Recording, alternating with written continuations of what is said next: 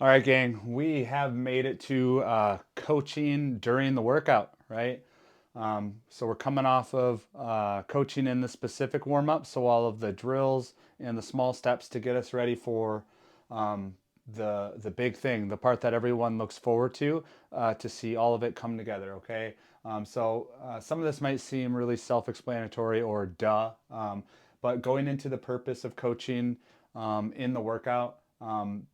Big thing, you guys, is just upholding our standard of movement, trying to hit our stimulus for the day. We should know what those things are. And then upon the call of 3, 2, 1, go, and when people are starting to move fast, it's easy to see when we add intensity that our movement quality can deteriorate during a workout, and that we are there to uphold the movement quality so that people are moving safe, and people are getting the most out of their workout. Okay, so that's really where things come in, and we want to be able to do that in a way that doesn't take a ton of time, and still allows our members to have fun in the workout. At the end of the day, they got to have fun. Okay, so that's what this video is about. Okay, so the first thing that we'll talk about is just body language and your movement when you are coaching.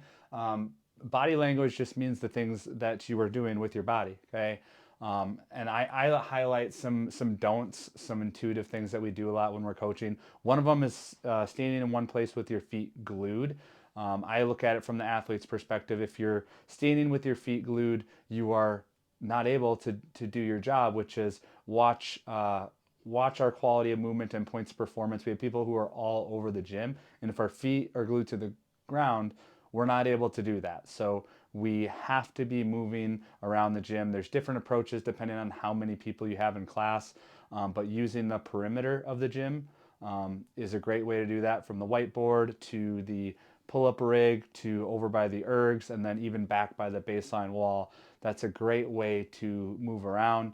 A lot of times when we have barbells lined up in our brackets, our columns, the way that they are, we can go straight down the middle of these columns to go and see better movement. So moving around the gym allows us to have a better coaching eye. We don't want to be stuck in one place. Okay. Other things with body language are what you're doing with your hands.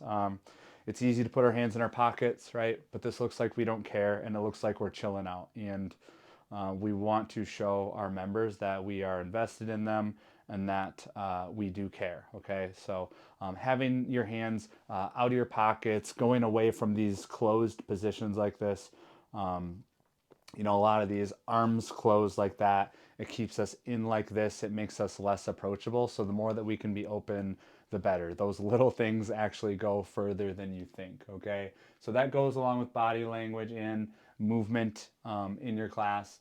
From there, talked about it a little bit, but our goal when we're coaching during the workout is to preserve the stimulus. Okay, so if a workout has a ton of pull-ups and the stimulus for those pull-ups is to maintain sets of 5, no less than 5, we want to fight hard to make sure that our members are doing the full range of motion pull-up and their progression, and being able to sustain whatever that stimulus calls for. Okay, ultimately that helps our members leave the workout feeling accomplished.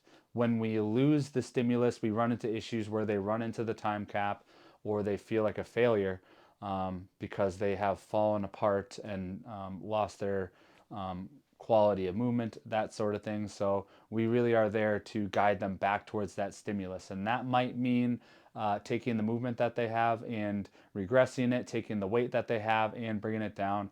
But that's our job. Okay, so fighting hard to, we'll give that stimulus brief well before that, but it's one thing to give the stimulus, but to uphold it is another thing. That's a higher level of coaching. Okay. And then holding the standard, again, we touched up on that. That goes along with the stimulus, but holding the standard is just holding the standard of their quality of movement. Okay. That might look different from person to person, but whether it's range of motion, if we see someone who's doing the workout Cindy and their air squats and their push-ups have, the quality of that has just completely gone out of the window, that we don't sit back, put our hands in our pockets, and let it go. Okay, our job as CrossFit coaches is to make them 1% better, ask for that much more range of motion, and then again, regressing the movement in a way that allows them to uphold that standard, okay? And that can leak into other things, whether it's the standard of, if we have a 4-time workout and, we have 2 or 3 athletes still on the floor going through their workout and the rest of the people are done, that we make sure that everyone waits to put away their equipment. That's upholding a standard. Upholding a standard might be making sure that everyone is listening to you when you're at the whiteboard brief. And, if we have a group that's just really talking and being distracting, that we kindly ask them to come back into the group and make sure that we are all listening, okay? So it goes a long way as coaches. This next one is positive reinforcement when we're coaching. So we're going to talk a lot about giving corrective feedback, and not necessarily telling people what they're doing wrong, but taking their less than optimal movement and making it better. What goes a long way is reinforcing things that people are doing better. If people get their elbows higher in the front squat, if you do ask them to squat an inch lower, or you do ask them to have their heels down and they actually make the change and they do a better job, acknowledge that. Be loud about it. Really give them that. I've learned that our members are like puppies. If you tell them they do a good job, they're excited, they're happy, and then the people around them can hear that, and they're going to reinforce that standard and that habit as well. So it travels much further than you think. Okay, so let positive reinforcement really help you. And what I've learned with positive reinforcement, when you do that, then it actually makes it easier to come back and then layer in corrective feedback again. It's this good balance between giving feedback to make something better, acknowledging that they did it. Okay. And with that too, it says short plus actionable. In a workout, we're not going to dive into the why someone should do something. Okay. When we give corrective feedback, when we tell someone to do something, it shouldn't take long to do that. It should be few words.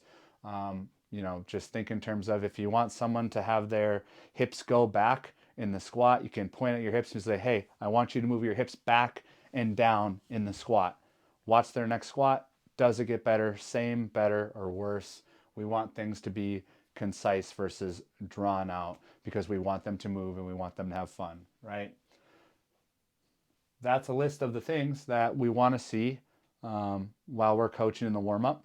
I know that's a lot of things kind of jam-packed into one, but start with one thing at a time as you're working through that. Okay, we listed the don'ts in there as far as body language, but the biggest thing when we are coaching, it can be an easy thing to sit back and think, okay, I've done all of this legwork leading up to it.